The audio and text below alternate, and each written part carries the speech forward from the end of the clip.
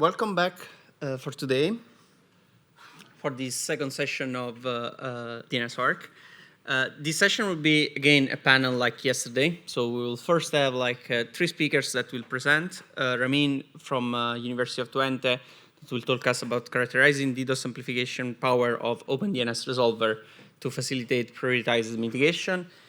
Then we'll have Maynard from TU-Dresden that will talk about transparent DNS forwarder and still unnoticed component of DNS infrastructure, and Yunyi, Zhang, that will talk about cross the zone towards a covered domain hijacking via shared DNS infrastructure, and sorry, four speakers, Cathy Almond from ISC, that will talk us about CVSS scoring often doesn't do well for DNS.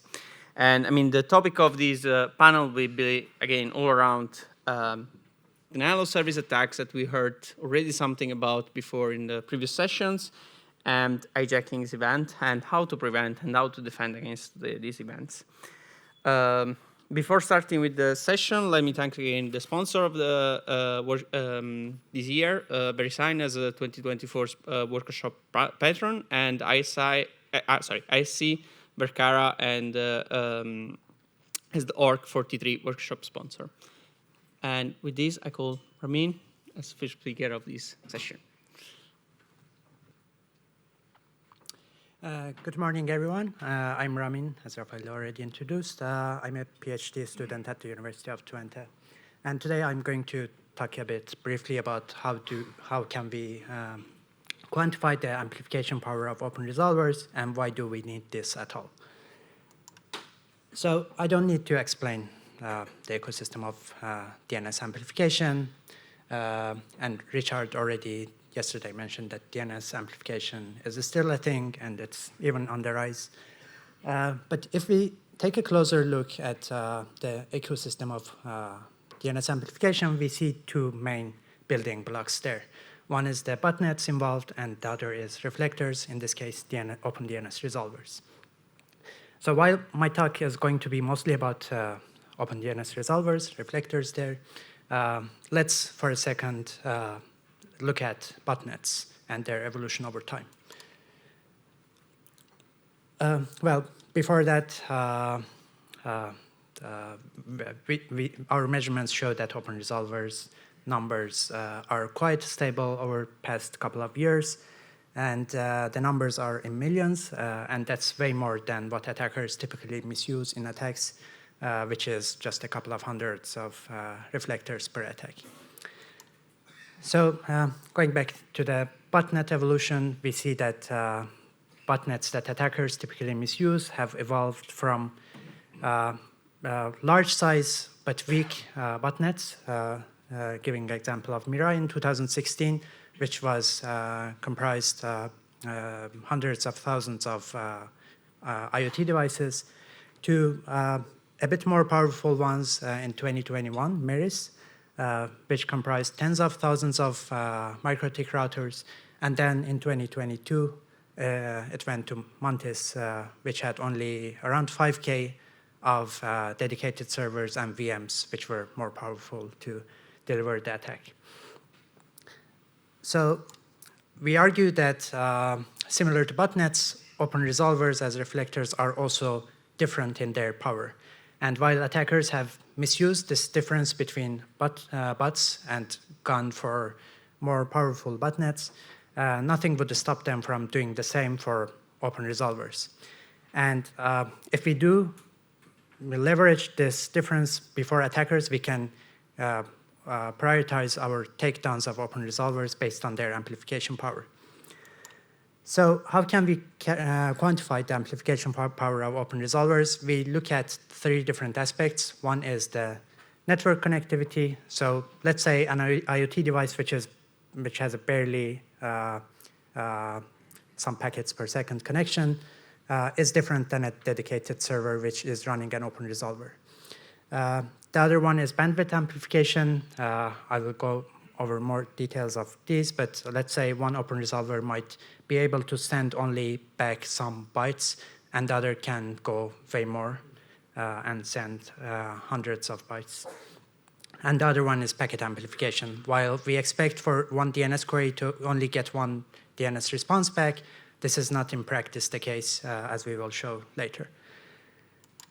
So to do all these studies, we need data. So we had our pretty simple measurement setup in which we scan the entire IPv4 address space. And sorry for IPv6 lovers among us, IPv6 scanning in a representative way is still not a thing. So we limited our study to only IPv4.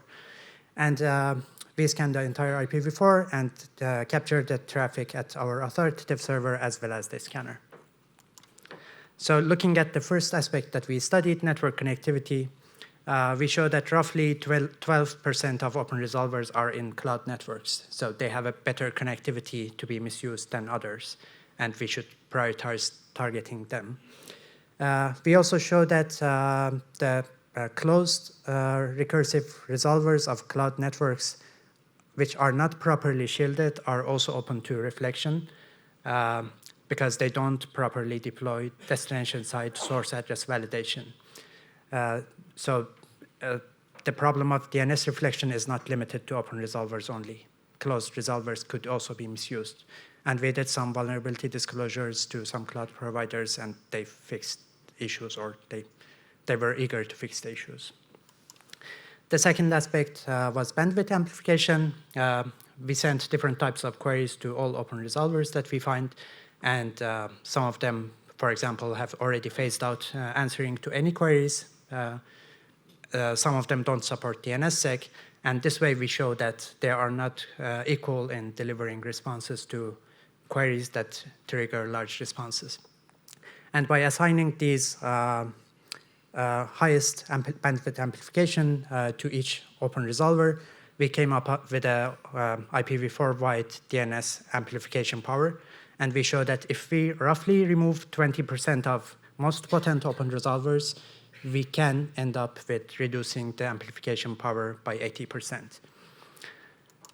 Next, we looked at the packet amplification.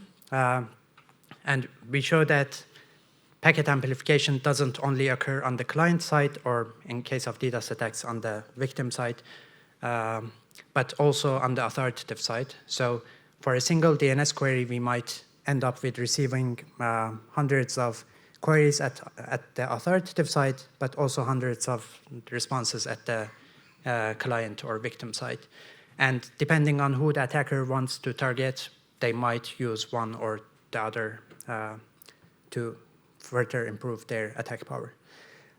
We also show that by there are ways to trigger resolvers behind DNS interception middle boxes, and by sending sensitive queries, we can trigger these middle boxes to send a large burst of DNS response packets. In this case, we get up to 35,000 DNS responses for a single query by issuing a query that includes facebook.com as subdomain labels. And finally, we thought, let's have a look at the attacks in the practice to see if attackers already misuse this knowledge or not. Our findings show that attackers don't yet fully misuse this. So they are sort of randomly selecting open resolvers to misuse. So roughly 80% of reflectors that they misuse are open resolvers, but they also misuse servers running UDP port 53, for example, authoritative servers, which would only send them a refused response, which is a small packet. We also saw that there is a bias in which countries are more misused in DNS amplification, and we were wondering why this might be happening, because we had a large data set spanning the entire world, and we thought IP churn might play a role there. So we plotted the IP churn versus misuse, and we showed that countries with higher IP churn normally end up with being misused less. While this is not a solution to fight with DNS-based DDoS attacks, but it has an impact, showing that attackers likely don't use fresh enough lists of open resolvers. So they get a list from somewhere in the dark market, and then they misuse it for a time. So to wrap up, the number of exposed open resolvers is still a lot more than attackers typically misuse. And we show that the differences between the amplification power of open resolvers can be used to prioritize our efforts in taking those down. And so far, we don't see attackers misusing them, so this is a cat and mouse game. We as a community can be faster than attackers if we take those down first, or if they don't take any action, then we should wait for still stronger DNS amplification attacks to come. That was all from me. Thank you. And I will take questions at the panel session, I guess.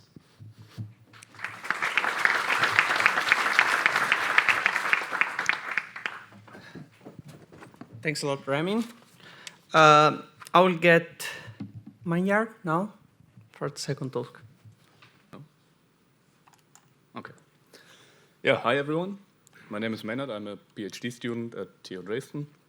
And today I want to raise more awareness for the topic of transparent DNS forwarders.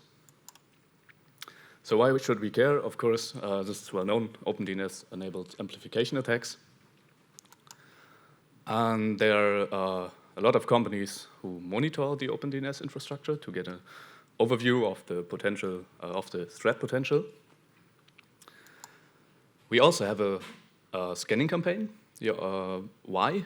Because we also monitor transparent DNS forwarders.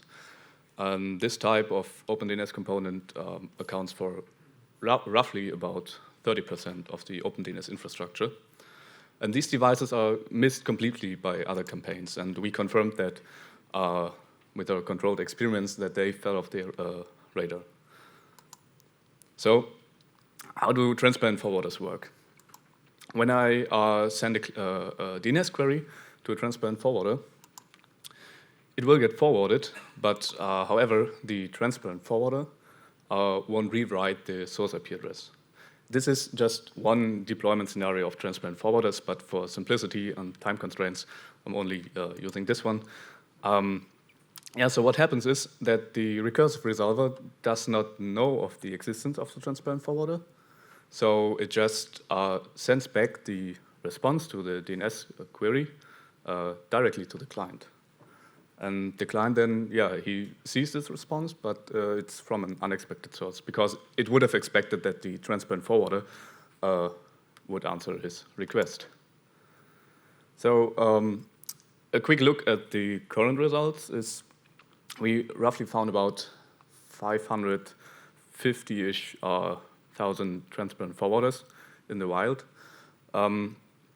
Countries we classify as emerging markets are more likely to host transparent forwarders.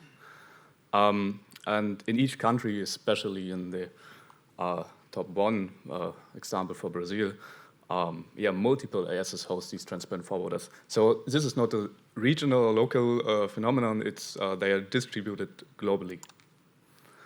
And as you can see, in some countries, most of the OpenDNS infrastructure we measure are transparent DNS forwarders. So in some countries, the complete infrastructure there almost exclusively consists of transparent DNS forwarders. So why do common scan campaigns miss transparent forwarders? We got in contact with them, or we tried to at least. Some didn't respond. But what we found out was due to efficiency reasons, they use static queries and only evaluate the incoming traffic. So they just consider the replying source address, and if there's no match, they just drop the responses. Here's a quote from one reply, which I would like to quote. The consensus that we came to was that since these systems couldn't do amplification on their own and merely forwarded packets, they were out of scope. That is indeed true. However, this is a bit short-sighted, and there are multiple vulnerabilities, and I will go into detail for a simple example now. Because transparent forwarders, they unveil access to, so we call them restricted or shielded resolvers. So they're just for the local ISP, and if we query them directly, we would we won't get any response because the DNS request is simply dropped because at the gateway. However, if we query the shielded resolver using the transparent forwarder, we get a valid reply. So because these resolvers, they do not have any additional filter rules at their, where they are. So we can just use a transparent forwarder to get a reply from the shielded resolver. And what we found out was that over 60% of the resolvers used by transparent forwarders are not publicly accessible. And these resolvers are also distributed over hundreds of ASs in multiple countries. And some of them even serve as free amplifiers, like we just send a couple of requests and we get millions of responses back. So transparent forwarders are indeed a threat, and we should monitor them. I mean, the best thing would be to remove. But in a nutshell, to conclude, the first thing is open transparent forwarders facilitate DNS amplification attacks, of course. That's well known, but they're even worse compared to recursive resolver because I can get access to some misconfigured resolvers which wouldn't be able to if they weren't there. The second point is, and won't go into detail onto that, but they allow attackers to exploit anycast deployments because I mean, that challenges the POP-based DDoS mitigation. And the problem here is that we have a transparent forwarder that forwards, for example, to a resolver of Google. And because the transparent forwarders are globally distributed, I can just like geospoof the location with these transparent forwarders. And so I can try to exploit or not even try, I mean, we tried and it worked, so we can exploit anycast deployments with that. Yeah, and also the affected ASs, they forward packets that look like spoof packets, and the attribution here is challenging because these packets are triggered outside the AS. However, scanning for transparent forwarder is not challenging. There are no scalability issues, so the setup, extend your setup requires minimal changes. Yeah, and how can we mitigate this problem? One solution is, of course, update the filter rules so that that I won't be able to use transparent forwarders to get to the shielded resolvers. The second point is to update the transparent forwarders itself, which is quite a bit more challenging, I guess.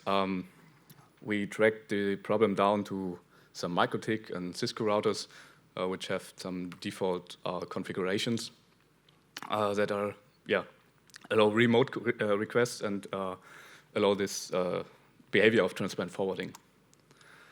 And also include transparent forwarders. I mean, if we can remove them, we should at least monitor them to get an overview of the threat potential. Yeah, that's all I have for you today. You can, go to our website. There are some more details also in the paper, and thank you for your attention.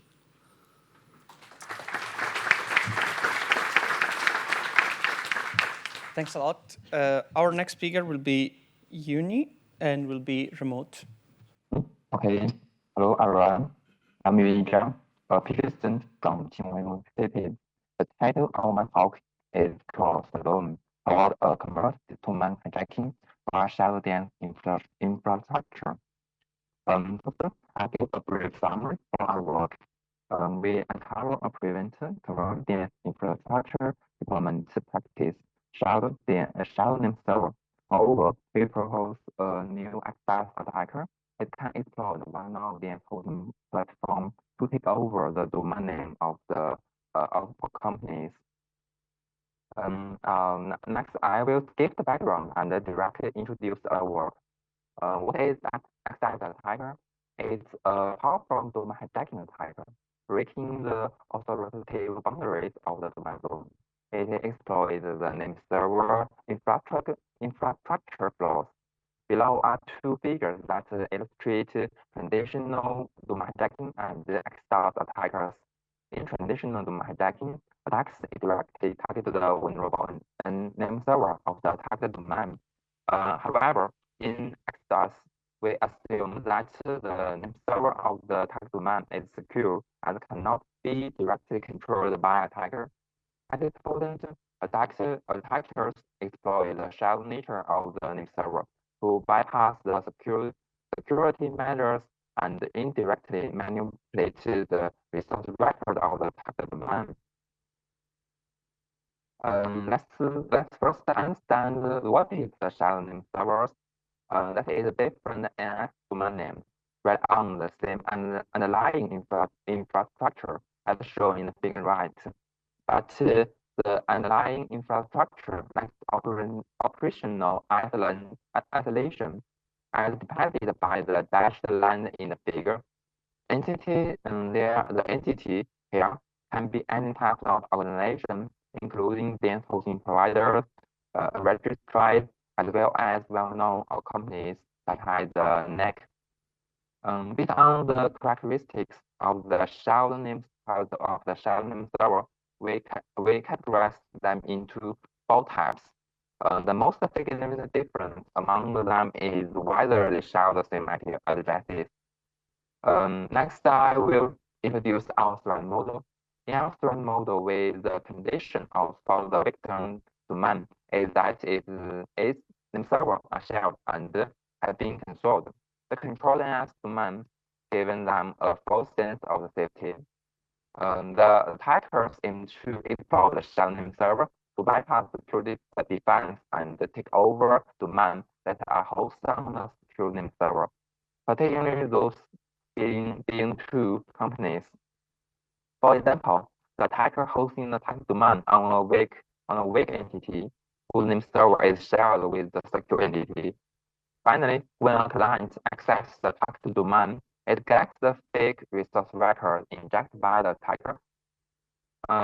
So how can we discover the shell name server hand behind the service? Let's revisit the concept of the shell name server. Even without a delegation relationship, as long as they are part of the same shared name server group, the name server can return correct resource record for the domain name. This means that outside the delegation relationship, the name server can respond with the correct responses. As illustrated in the figure, we can obtain the correct record of the example2.com from the S1 entity A.com. Leveraging these characteristics of shell name server, we have designed a method for discovering shell name servers. Below, I will introduce the process of method. Our detection starts by discovering the DNS domains of the public hosting providers to uncover shell name server pool. First, we collected 72 popular hosting providers for research and blogs. Next, we analyzed the zone files, extracted representative DNS domains. Finally, we gathered 25,310 DNS. Then we utilized cross-resolution verification to discover shell name server. We first conduct a custom product cross-mapping on our DNS. Despite having carefully curated our DNS, the scale of the typing still reached 1.9 billion, and we need to further reduce the scale. So we employed a pruning strategy to reduce resolution tasks. It includes the 3 aspects. Firstly, we grow the DNS from the perspective of the provider, like the headline in the figure. And secondly, we reduce requests for the different DNS domains, but with the same IP addresses. Finally, we build out DNS with abnormal responses, such as those that perform the recursive operations. Next, we identify the vulnerable entities deploying the shell name servers. We first use the whale HTTP responses and domain name strings to determine the owner of the DNS domain. Then we manually conduct cross-verification to confirm the exploitable provider and the victim domain. Next, let me introduce our findings. First, we demonstrate that shell name servers are prevented. We have discovered a total of 64 64,406 shared name servers.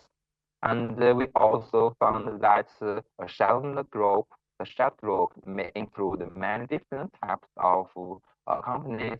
These shared infrastructures are often concentrated in a few large providers.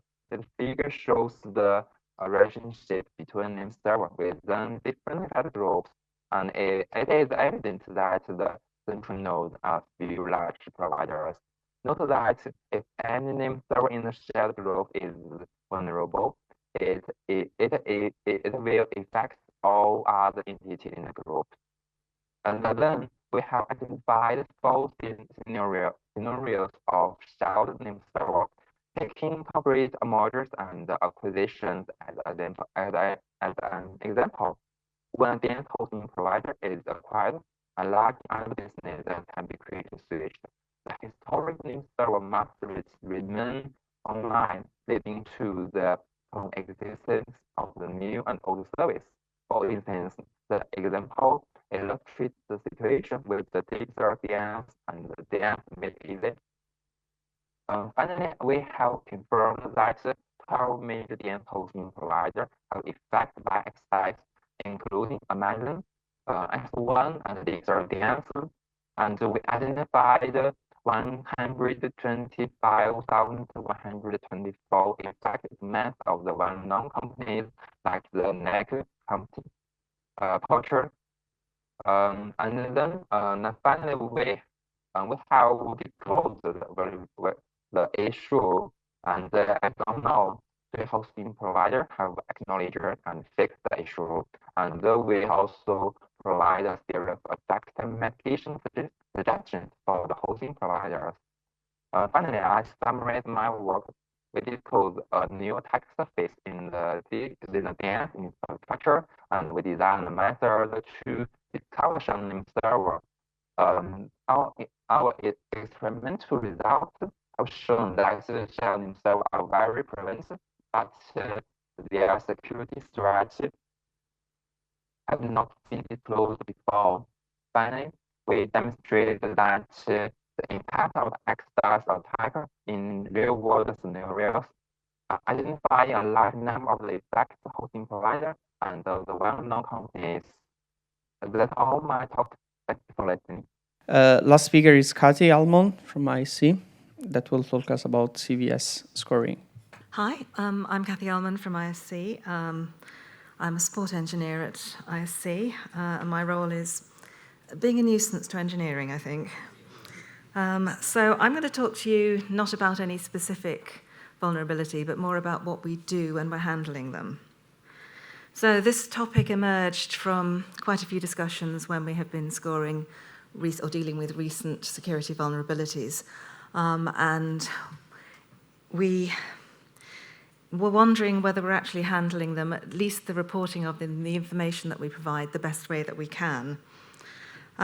It's a balance between doing what's going to be useful to consumers and not spending too much time because we have other important things to do, like fixing the code and developing new features. But it really started from discovering that the majority, or at least we believe that the majority of the security vulnerabilities that we reported came up with the same CVSS score, 7.5. And how meaningful is 7.5? And is it really true that they all score 7.5? An aside, DNS-OARC is not the only organization to have a birthday year. It's also 25 years of the CVE program, so happy birthday. That was the 22nd, last Tuesday. I'm not going to make you sing. So who are the consumers of DNS security advisories? Actually, this slide kind of speaks for itself. The use cases are different. You've got people who use the products, typically large-scale DNS operators and small companies, etc. Packagers and distributors need to know about the security vulnerabilities because they need to be able to incorporate the fixes into their products as soon as they possibly can after they've been announced. And then you have security researchers and other organizations who want to analyze what's going on out in the real world. And then, fairly obviously, as soon as you announce that there is a vulnerability, there's going to be somebody out there looking to see what they can do with it. So this one I call the Satsuma slide. I went back as far as January 2022. I lost the will to live going back any further, to be honest. And I went back to find out whether it really was true that most of the DNS CVEs score 7.5. I think it does turn out to be relatively true that they do, but there are some exceptions to that. So these Satsuma charts were created by counting how many CVEs scored which value, and then dividing them into little groups and creating a chart. The bind CVSS scores changed partway through 2022, so I had to do a little bit of normalizing. In 2022, we stopped including the temporal metrics, but we had reported them as the CVSS score, so I adjusted those so that we're comparing like with like. Apologies to the not resolver folks. It's possible that I have miscounted some of yours. I was struggling to find a source that listed all of them that I could easily access. And also, this is not just a Satsuma slide, but an apples and pears slide, because you'll notice that bind, or you know that bind is a hybrid resolver and authoritative service, whereas both of unbound and not resolver are recursive only. I didn't find any CVEs in that period for NSD or for not itself. Interesting. So, indeed, some of the biggies did all score 7.5. And the 7.5 hits not just the biggies, but also a lot of what we would have regarded as less serious vulnerabilities. I got an echo. So a vulnerability, it scores according to its impact and the effect, but what isn't included in the scoring that we give them is how likely it is or how realistic it is that a vulnerability is going to be exploited. So we're obliged to report, yes, this product is vulnerable and in this way, but it's very difficult to include any sense of, yes, it's vulnerable, but realistically, nobody's going to actually do that because there are more effective ways to achieve the same thing. Note that Keytrap and DNS Bomb were multi-vendor vulnerabilities, and so they have the same CVE reference, but that NXNS was handled differently by the different providers, and therefore they've given them unique scores. And that's generally because the underlying effect within the code is subtly different. I looked at why bind scored CVE 2020-8616 as an 8.6 base, and it's because ISC, when looking at the way that the scoring is done, deemed it to have a wider scope than just the product that was being attacked. And that's fundamentally because it also included a reflection component.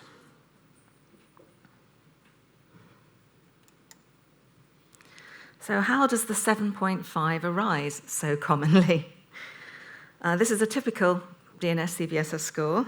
So if you run down the chart, DNS servers can be attacked from almost anywhere. It's almost inevitable that they're going to score AVN. Most of the time, once you know what's needed, it's pretty simple to mount an attack on DNS. You don't need to know very much about it. You don't need any special privileges to send a packet to a DNS server.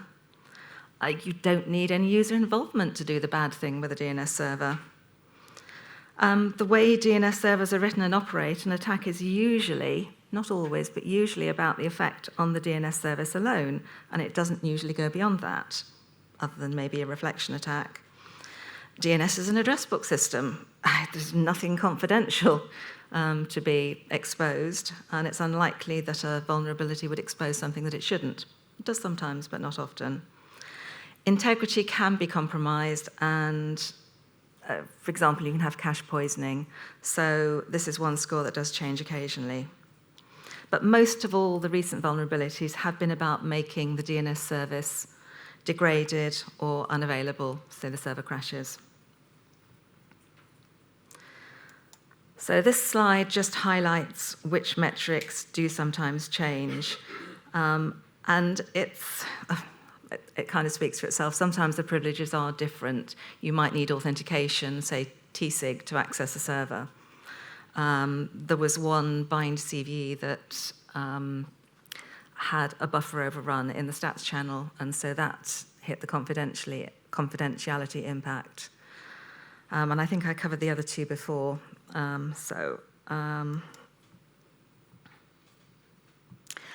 I did take a little trawl over CVS 4.0 because currently most people are using 3.1 still, and I don't think it's going to make a practical difference to how DNS CVEs are going to score.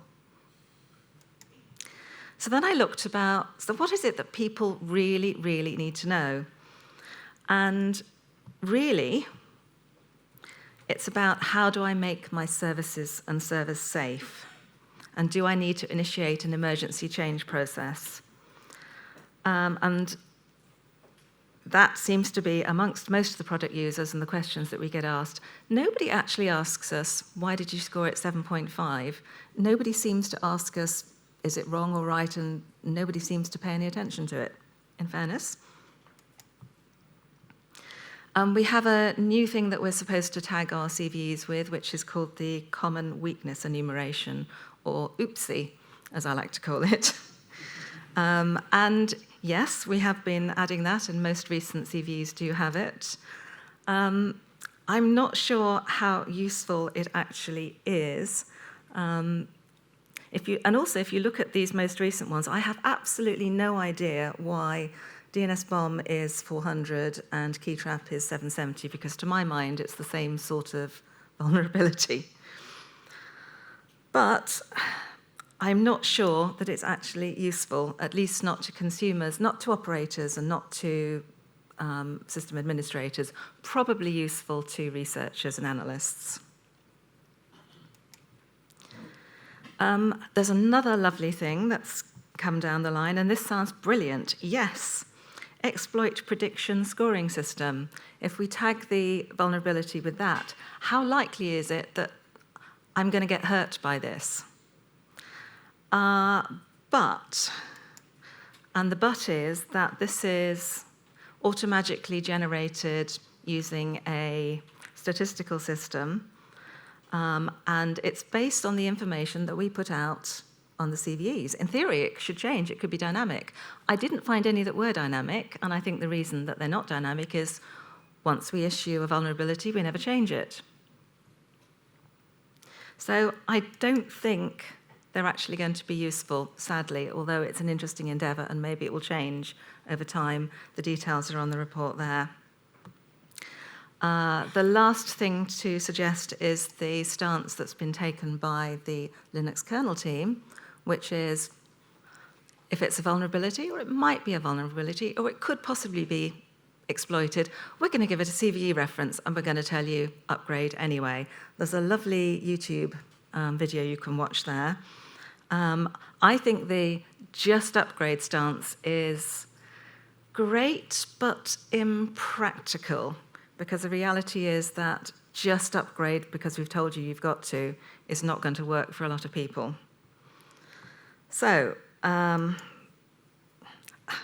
also adding there that if you just upgrade, actually you might have to change some configuration as well. Very briefly, multi-vendor CVEs. Thank you to OARC for hosting the facility for communicating and coordinating.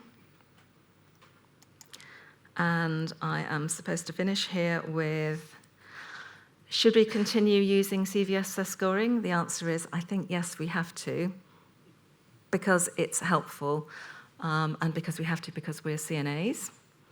I think adding the CWE is useful for some. I think EPSS, I'm not sure where that's going to go.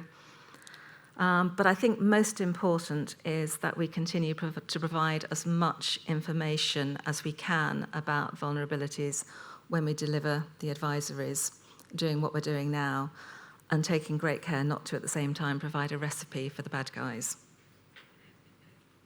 And the one thing I was going to ask, and the challenging thing, and engineering are going to hate me for this, is how much of this information that we provide should we mention or investigate or give commentary on with regards to end-of-life versions of our products? And that's the question to leave with you. That's it. Thanks a lot, Cathy. Do we have a question from the audience for the speakers? Hello, thank you for your talks. Elias Heftrich, my name, Athena Research Center. I'd like to pick up on Cathy's talk specifically, obviously, since when we're discussing CVE score of Keytrap, what it probably would be in the channel with all the vendors. Intuitively, some of them said the words like critical as critical can get, and then it goes a high 7.5.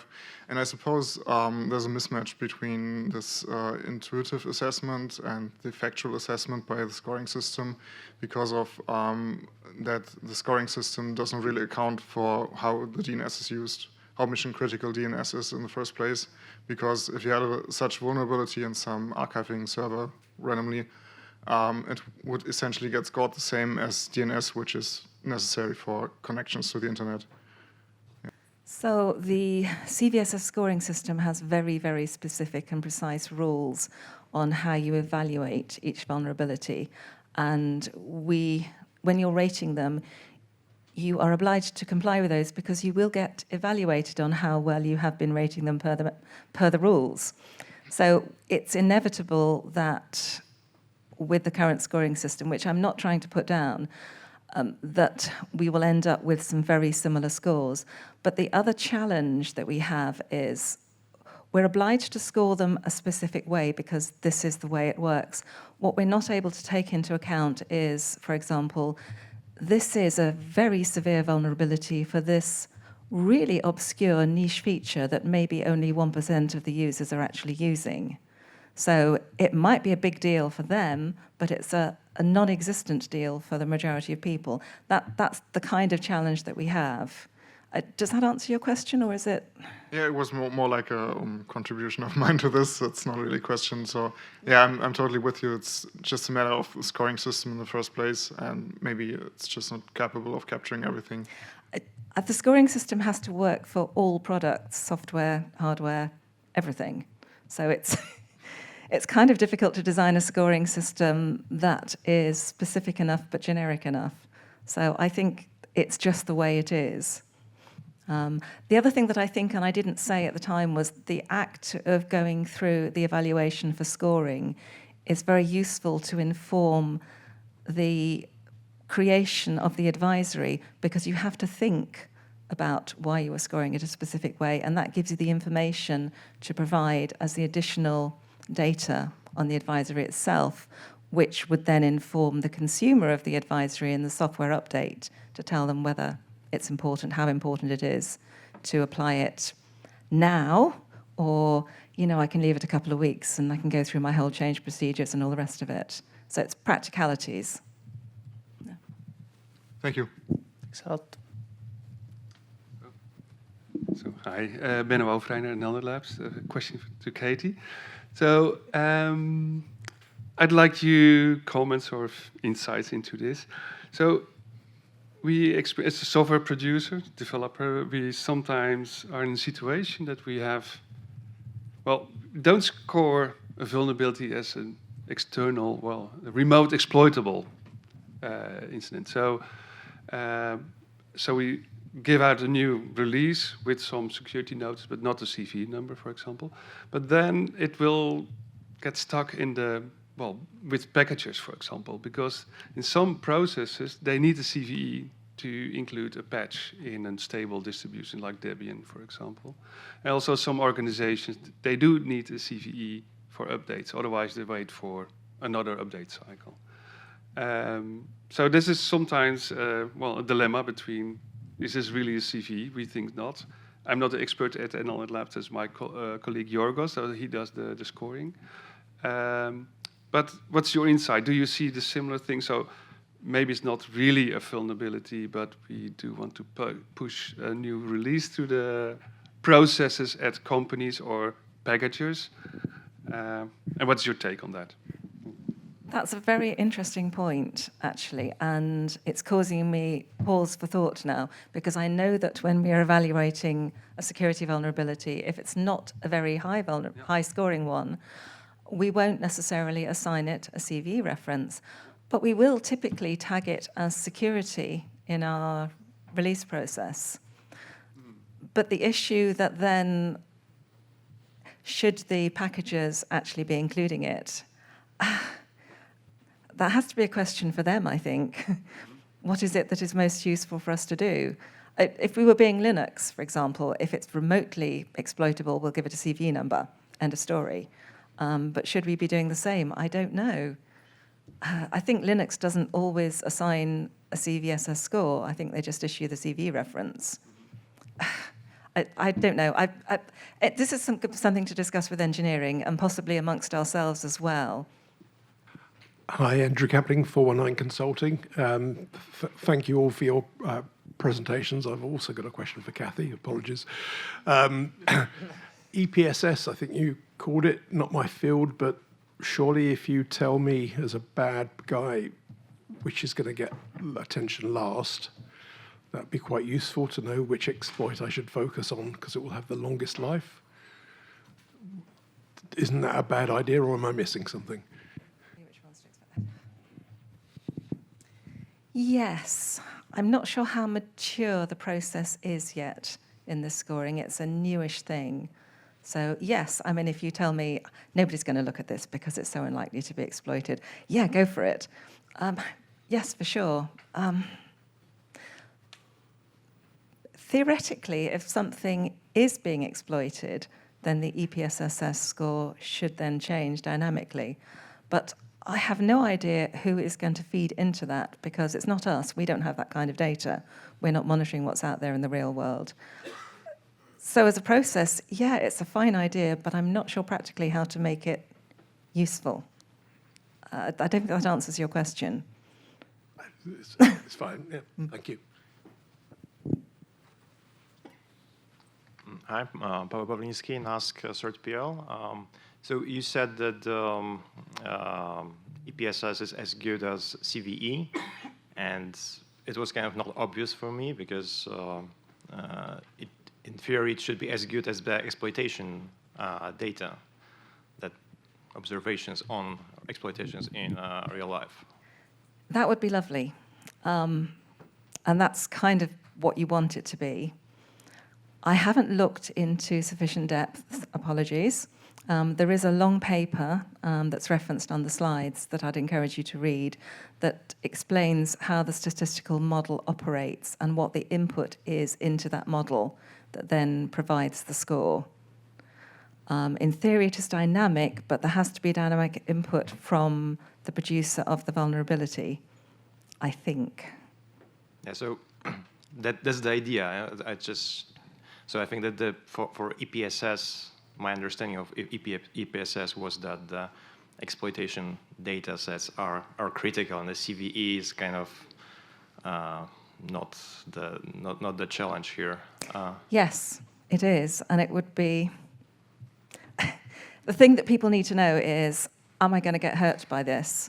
And the idea was that EPSS would give you that kind of insight. I'm not convinced that the way it operates at the moment that it will do that. And I did look to see if these allegedly dynamic EPSS scores ever changed over time. I didn't find any record of changes for the ones I looked at.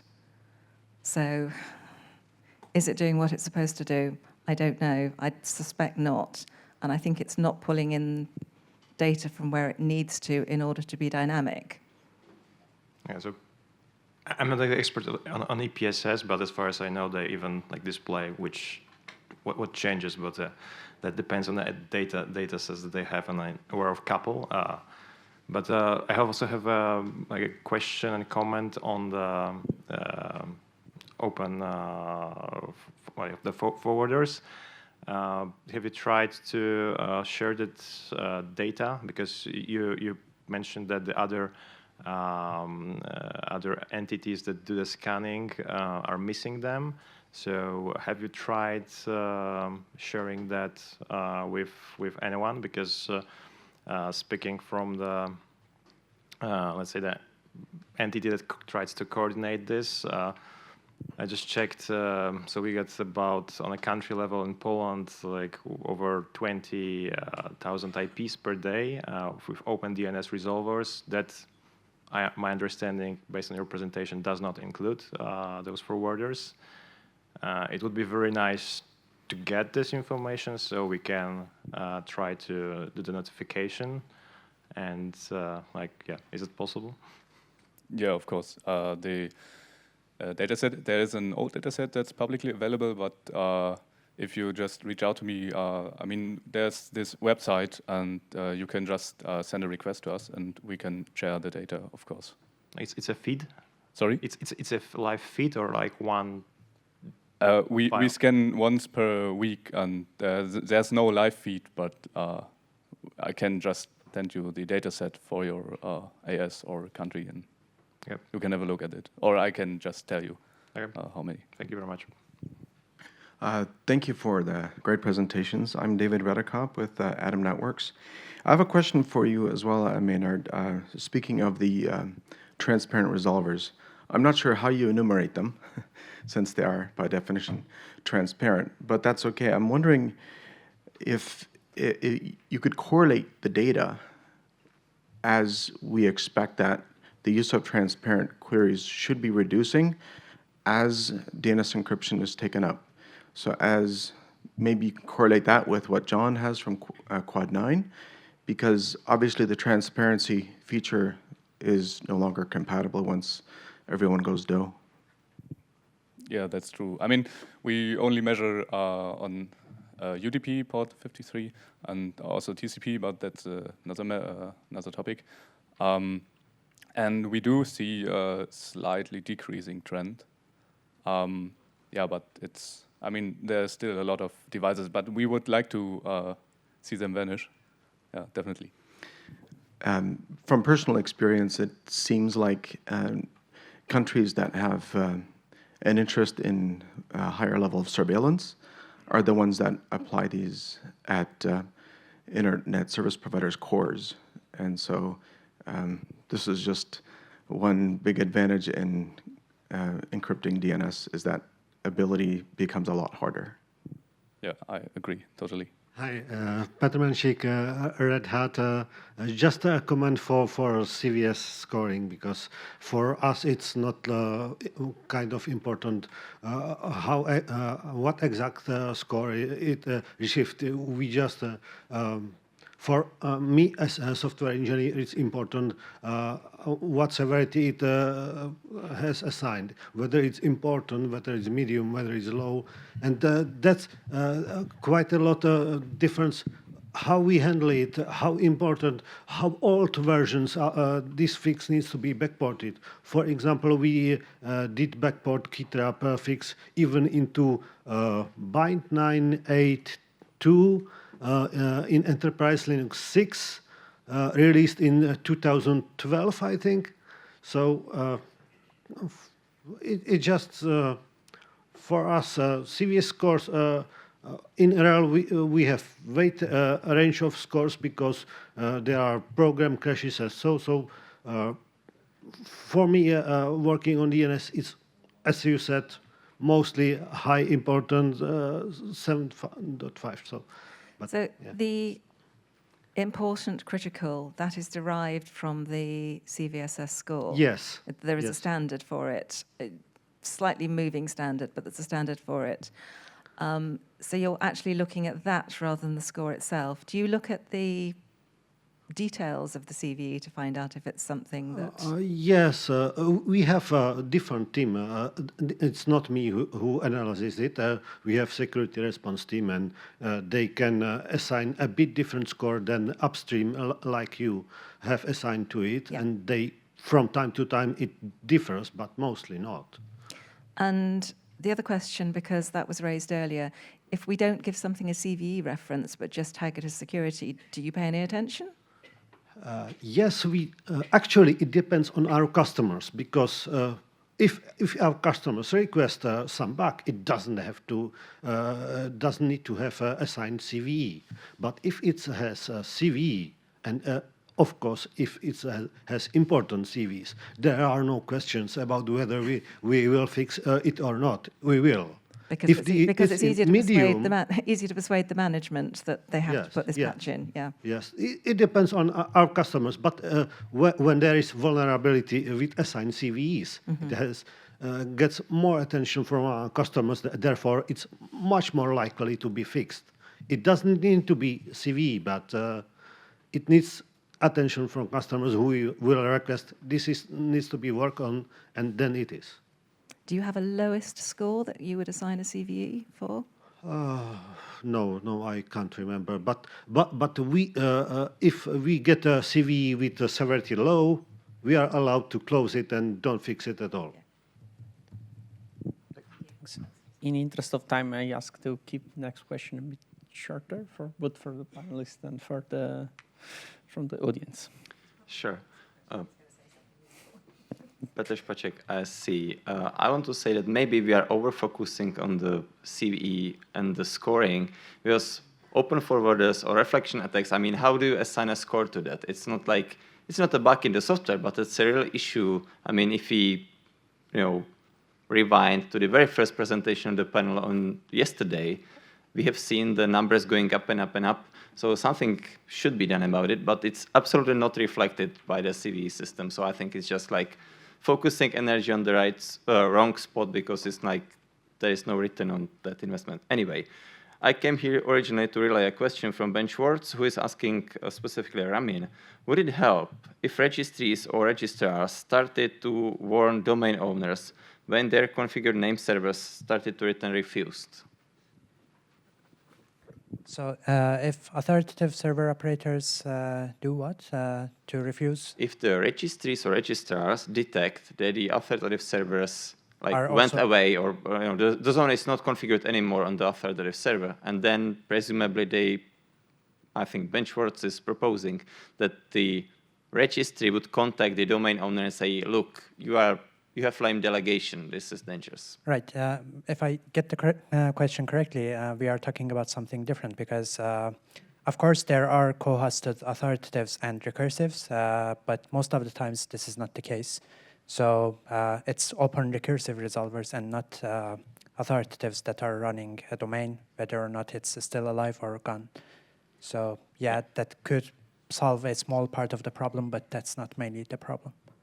Indeed, you are correct, and I think that the catch is that the question was misdirected, not for you, but it was about the cross-domain attacks, right? Now it just clicked on my, because I just read the question, and now it just occurred to me that it's, sorry.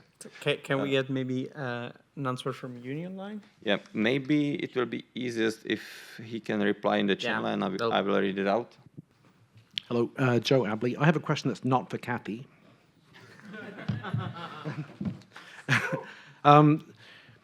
Learning that there's all kinds of open resolvers and open forwarders is certainly, it's good for losing sleep and generally being unhappy about the state of the internet, but it's not otherwise very actionable. So when there used to be a problem, maybe there still is a problem, with open mail relays, then there was an action that was taken. There were blacklists, there was reputation, people stopped refusing mail, started refusing mail, and there were implications, and there was some back pressure to cause people to tidy up their servers, because otherwise they wouldn't work as servers. We don't have any back pressure like that here. I think I heard that, talking to people who run open forwarders and say, you should clean that up, and they just say, nah, in Portuguese, and nothing happens. So what's actionable? What do we do? Do we need a reputation system? Should there be consequences on authority servers if you get queries from resolvers or clients that have poor reputations? I think that's a good point for bringing that up. I would agree. I mean, I think we need something that would score this in a better way. And I mean, the reason for the other people who refuse to just ignore the open forwarders were like, we don't care. We didn't saw them in any attacks, so why should we monitor them? Yeah, it's a bit short-sighted. Maybe I can add that it's not completely true that it doesn't work, because the number of open resolvers around 2014, I think, were over 30 million. So people did disclosures and operators took action, but this has a bit slowed down, and I think people think this is an old problem. It's not harming us, so yeah, forget about them. Right. But yeah, I think all those disclosures and communications work. Yeah. Thanks. And thanks, Cathy. It was still good to hear your stuff too. Just one last comment. I mean, as I said, that it went down from 30 million to a few millions, but it remains stable since a couple of years. So yeah, I think most of the operators aren't aware that they're running these systems. So yeah. Yeah.